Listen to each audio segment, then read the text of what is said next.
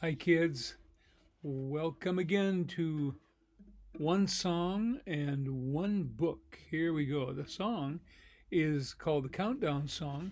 And if you have ever watched some of the older TV shows where a rocket blasts off, they count down before they actually start the rocket going. 10, 9, 8, 7, 6, 5, 4, 3, 2, 1, blast off. And then you see the flames come out of the bottom of the rocket as the rocket lifts off. Well, somebody wrote a song about Jesus coming. Time is counting down to Jesus coming, 10, 9, 8. We don't know when it's going to happen, but the countdown is getting lower every day. So that's what this song is about. I'll sing it a couple of times, and you can maybe learn the words. Somewhere in outer space, God has prepared a place for those who trust Him and obey. Jesus will come again, and though we don't know when, the countdown's getting lower every day. 10 and 9, 8 and 7, 6 and 5 and 4. Call upon the Savior while you may. 3 and 2 coming through the clouds in bright array. The countdown's getting lower every day. Let's do that song one more time. Somewhere in outer space, God has prepared a place for those who trust Him and obey.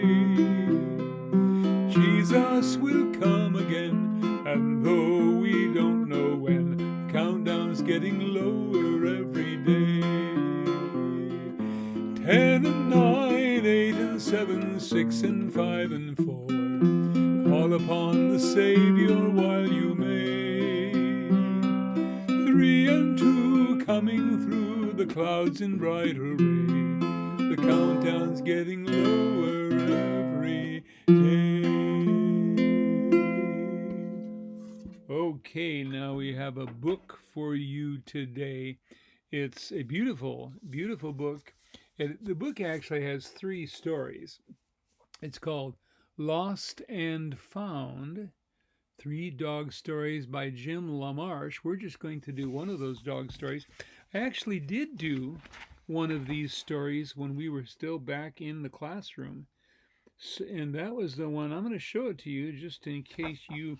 Oh, maybe you'll remember it if I show you the first part of it. So I'll do that. Then I'll read the other book. This is the book. This is a story called Yuki, and it was about a little boy who found the dog, but it actually wasn't his dog, and he was just hoping he could keep it. But then the woman who owned the dog came and but she was kind to this child and his mother, this boy and his mother, and so they got to live with the lady, and where the mom worked for the lady. So it was a happy story. But this story we're going to read today is called Ginger. Ginger. Let's zoom in on Ginger so you can see how sweet a dog she was. Ginger. It's called Ginger probably because she's kind of got reddish hair. And that is why they called her Ginger. Okay, here we go. Okay. If I hold this right, I can read it on the screen. I just do it right. Wake up, Ginger. Jules scratched Ginger behind her ear. She loved that. Oh, Jules, said Mom, why do you let Ginger sleep on your jacket? You're going to smell like a dog.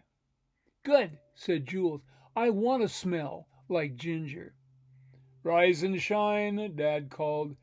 The pancakes are about ready, and we have a perfect day for our hike. Jules got dressed while Dad packed their lunch. Jump, Ginger, Jules says, and Ginger jumps up into the car. Dad says, you 2 dogs are going to get bugs in your teeth. They're both keeping their heads out the window to feel the breeze, and Ginger, of course, is smelling, kind of sniffing, sniffing, sniffing to see how many aromas he can collect that day. She can collect. It's a girl dog. Jules and Ginger leaped out of the truck, running. It was a perfect day. There's Dad showing Jules a rock. There's Ginger over here. They hiked all morning on their favorite trail. At the creek they ate tuna sandwiches and drank cold lemonade. Then they looked for the smoothest stones. Suddenly, something caught Ginger's eye. She's surprised. She said, "What is that? What can that possibly be?" We will soon discover what it is. Oh, me. "Ginger, stop!" cried Jules. But Ginger didn't stop. He was chasing a deer. "Ginger, stay!" yelled Dad. But Ginger was off.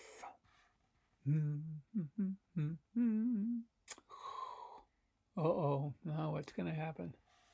We are all in a tizzy trying to see what's going to happen here. Jules and his dad quickly put on their socks and shoes and scrambled up the bank, but Ginger was gone. Together they called, "1, 2, 3, Ginger!" They listened. Nothing. They said 1, 2, 3 so they could say it all at the same time. 1, 2, 3, Ginger! They listened. Nothing.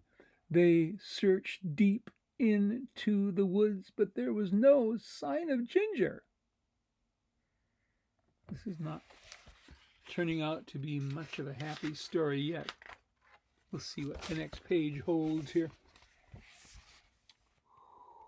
After hours of looking, Dad stopped and knelt down. "Jules, we have to start back," he said. "But Dad, we can't leave Ginger here," cried Jules. "We'll start looking again at dawn," said Dad. "We'll find Ginger, I promise." By the time they got back to the truck, the sun had set. Without a word, they climbed in and started down the road. "Dad, stop, stop!" Jules jumped out of the truck and ran back to the edge of the woods. He spread out his jacket in the grass. And there, Jules putting his jacket down, hoping.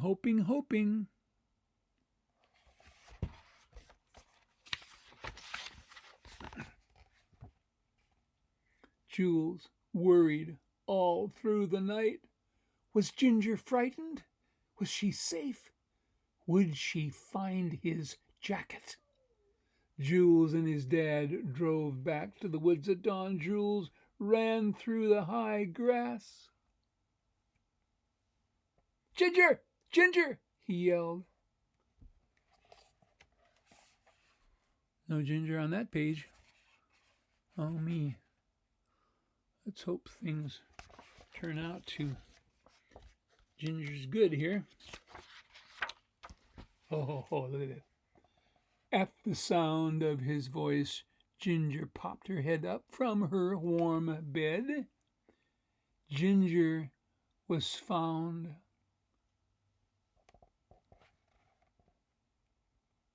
And that's the end of that story. Did I skip a page? I hope not. Let's see. Nope, I did not skip a page. She had found the jacket. See, look at that jacket there. And that she'd gone for the jacket, and Jules came back to the jacket. That was a smart idea for Jules to do.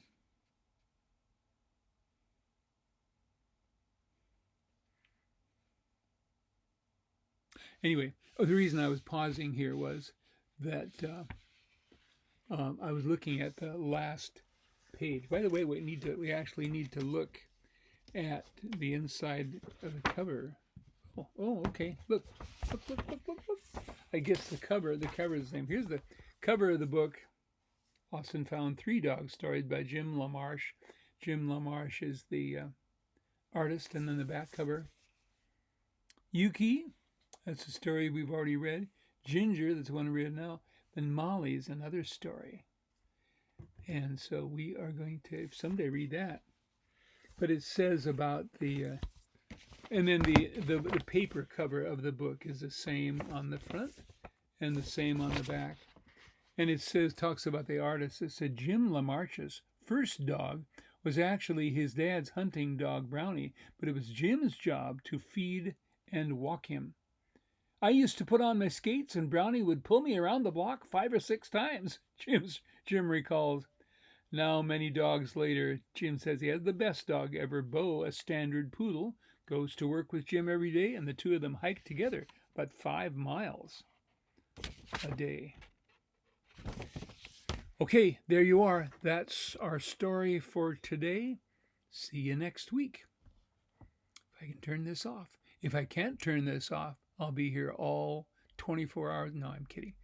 We will talk to you later.